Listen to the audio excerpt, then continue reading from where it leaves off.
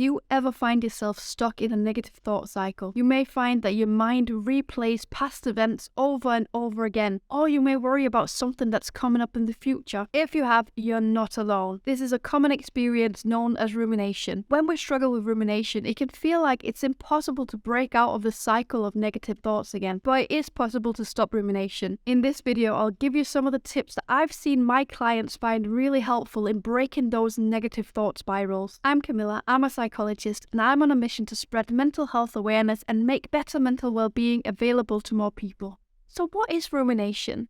Rumination is a type of overthinking. It involves dwelling on negative events, emotions, or thoughts instead of finding a solution and moving on. Now, rumination and overthinking are very similar, and sometimes they're used interchangeably.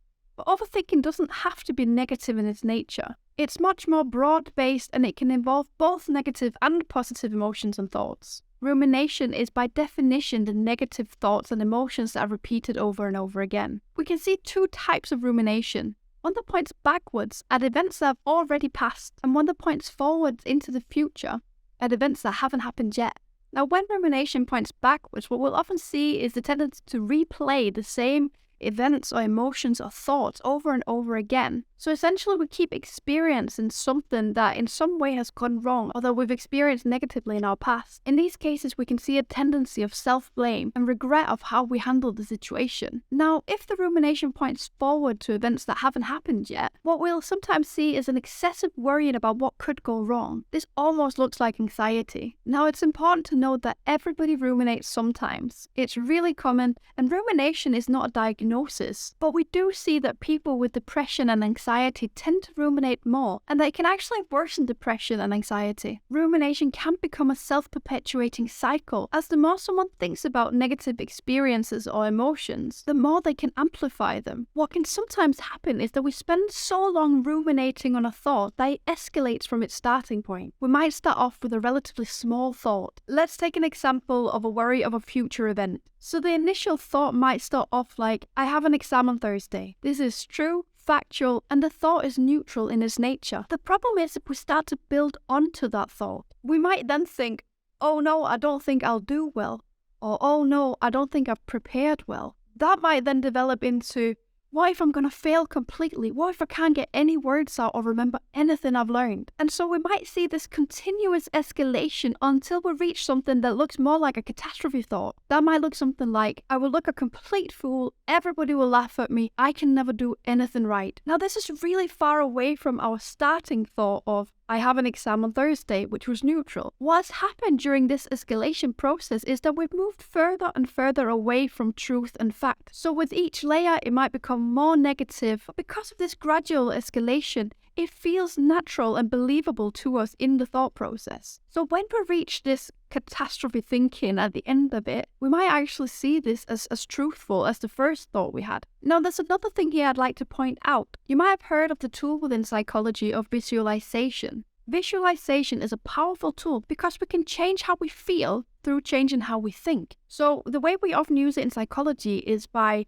thinking of something positive to get positive feelings. An example of this could be close your eyes and imagine yourself on a sunny beach where you're completely relaxed and have no worries. If we do this exercise, we'll see that we start to feel like we would feel if we were actually on that beach. Now, unfortunately, if we think this into this escalation of negative thoughts that we've just discussed, the same happens. So by visualizing, imagining all the things that could go wrong in this exam on Thursday, we're actually making ourselves feel all those negative emotions as if it had already gone wrong. The other thing is that if we every day until Thursday keep telling ourselves that it'll go horribly, we increase the likelihood of it actually going badly. So it can become a self-fulfilling prophecy. In a sense, we've kind of set ourselves up for failure just through our thoughts. So the key here is to realize as early as possible if we're on this path of escalating negative thoughts. The earlier we spot it, the easier it is to break this escalation and the cycle of negative thoughts. So if, for example, we manage to spot and stop the escalation at this point, then we've saved ourselves from all the thoughts and worries and negative emotions beyond this point. And this actually takes us right into the first tip I have for you when it comes to how to stop this ruminating cycle of negative thoughts. Because the very first tip is catch it. It's so easy to get caught up in a negative thought cycle without even realizing it. Being aware and spotting the rumination is the key to doing any of the next steps. Sometimes you might not be able to spot the thought itself, as rumination thoughts can sometimes feel like background thoughts. But what you might be able to spot instead is a physical reaction to the background thought, to the rumination. That could be things like muscle tensions, headaches, or rapid heartbeat. These can all be indicators that something is happening in your thoughts. Learning your own signs can be a big help in spotting rumination early. Simply acknowledging and labeling the rumination can sometimes help. Say it out loud to yourself. I am ruminating right now and I'm going to break the cycle. You can try some of these next tips to help you do that. The second tip I have for you is shifting your focus. Once you realize and acknowledge the rumination is there, try shifting your focus onto something else. This can either be internally by shifting your focus onto other thoughts that are more positive. For example, an event in the future that you're looking forward to, you're excited about. Or often it's easier to shift your focus onto something that requires physical activity. Do a task. Count how many red things you can see around you. Do something you enjoy, like exercising, reading, or spending time with friends. Basically anything to shift your focus away from the negative thoughts. When we're stuck in a negative thought cycle, we tend to be very much in our heads. We have an inner focus. So by shifting our focus onto something that's external to us, we can break that cycle of thought. The third tip is actually more of a point that might serve as a helpful reminder sometimes. Remind yourself that you're the boss of your thoughts. Your thoughts are not you, and you decide what thoughts you want to have. I sometimes get reactions to this and hear people saying, I can't control my thoughts, that's not within my control. But I'm here to tell you that your thoughts are within your control. We can't always control if a thought strikes us, but we can always control what we do with that thought afterwards. How long do we spend on it? And I have a little metaphor to demonstrate this in a minute. But first, did you know that you have around 70,000 thoughts a day, every single day? Now, how many of the thoughts you had yesterday can you remember? Probably not 70,000, right? But it's likely that the thoughts you do remember from yesterday are the ones you spent more time on, the ones you paid more attention to. So here's the metaphor. We can think of our thoughts as trains that drive through a train station, one train after another. If we keep standing on the platform, the trains, the thoughts, will just keep passing through. But when we do decide to jump on a train to give a thought attention, we can spend as little or as much time on that train, on that thought, as we want. We decide if we want to stay on the train that we got on. And I said before that we can't always control if a thought strikes us. In the same way, we might find ourselves on a thought train and think to ourselves, I never decided to get on this train. But then the important point is that it's always within our control, within our power to get off again. Now, the first step to being able to get off again is realizing that we're actually on the thought train. So all this to say, you are not a victim of your thoughts. Your thoughts are within your control. Realize if you're on a thought train you no longer wish to be on and get off. The fourth tip is to practice grounding exercises or mindfulness. Mindfulness is all about paying attention to your present moment, how you're feeling, where you are, without judging. I thought I'd share a really simple grounding technique that you can do absolutely anywhere at any time, and I often see it really help my clients struggling with either rumination or anxiety. This is the 5-4-3-2-1 technique. Start off by acknowledging 5 things you can see. Then go on to acknowledge 4 things you can touch. Then notice and acknowledge 3 things you can hear. Acknowledge 2 things you can smell. And finally, acknowledge 1 thing you can taste. By activating and being aware of our 5 senses, we ground ourselves in our present moment, and that can help us to let go of the negative thoughts. The 5th and final tip is to move your thinking from being abstract in nature to being concrete in nature. I had a client recently who was struggling with rumination, and she was asking herself questions like, why can I never do anything right? Why am I never happy? And these are very common thoughts to have at the end of that escalation process that we talked about before. These are generalizations and they're very abstract in nature. What can be helpful to do here is wind the thought back to what it was actually about in the first place. So if we ask ourselves, why can I never do anything right?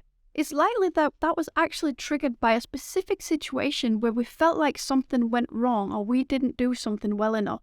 So what was it actually about? The more concrete we can make it, the more actionable it becomes. And that's actually kind of a 6th bonus tip for you. Take action. When you have identified what triggered the rumination, plan to take action to change it. So for example, if you're giving yourself a hard time and thinking over and over again about something you said to someone yesterday, consider if you either need to let it go or if there's something you need to take action on to be able to leave it in the past. Do you need to speak to the person again to straighten things out? Do you need to take any learnings from it that you need to be aware of for future conversations? In the same way, if you're worrying about something in the future, for example, doing badly at an exam, is there anything you can do to reduce that worry? Can you study more so you're better prepared? Identify if there's anything in particular that you're feeling nervous about or worried about, and address that to take action on. So instead of just repeating a negative thought over and over again, find the root of the problem of the thought and take action to address it. Outline the steps that you need to take to address the problem. It can be a good idea sometimes to write it down on a piece of paper. Make sure to be as specific as possible when you do this, but also be realistic in your expectations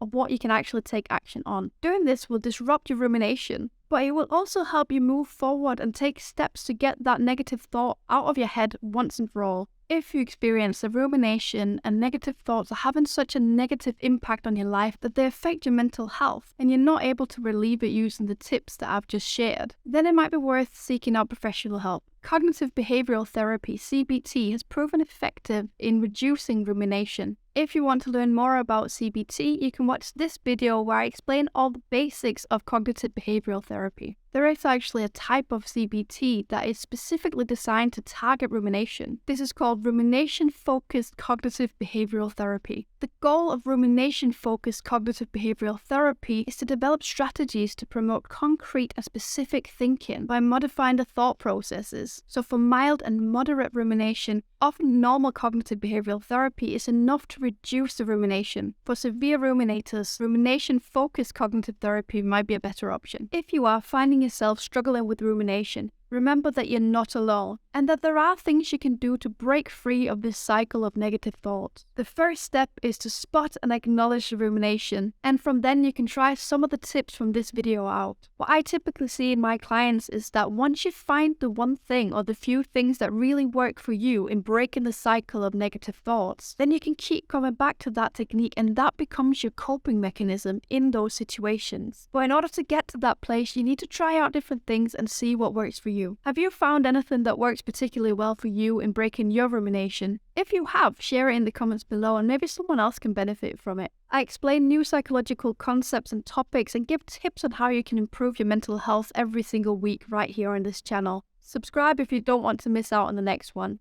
If you found this helpful in any way, please give it a like so it can reach other people who might benefit from seeing it. Thank you for watching. I hope to see you next time. Take care and bye for now.